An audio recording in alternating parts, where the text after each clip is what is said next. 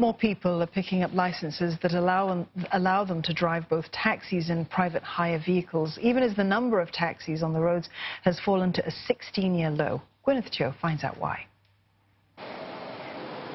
With more private hire cars jostling for space, the number of taxis plying the roads has plunged to just below 20,000 in April this year. Such numbers haven't been seen since April 2004.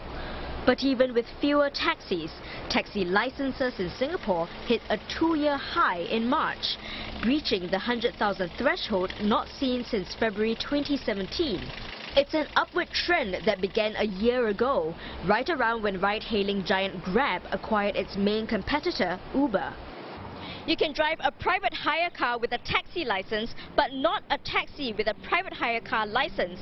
And that's one reason why taxi licenses are still popular.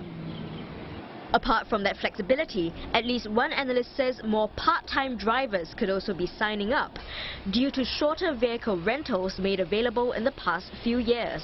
In the past, with only the taxi companies present in Singapore, the taxi companies were primarily interested in renting out their taxis on a long-term basis to committed career drivers. Now, you can rent a private hire vehicle on a daily basis.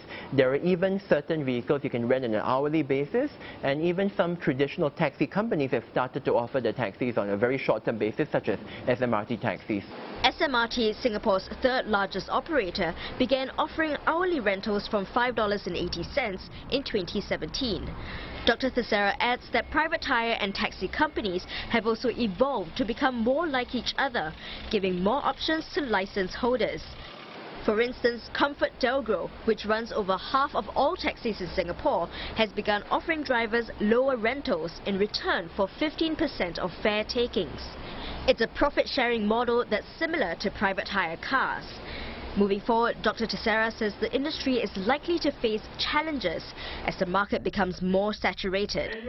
Experts say there are nearly 130,000 holders of taxi and private hire vocational licenses, but just 80,000 taxis and private hire cars.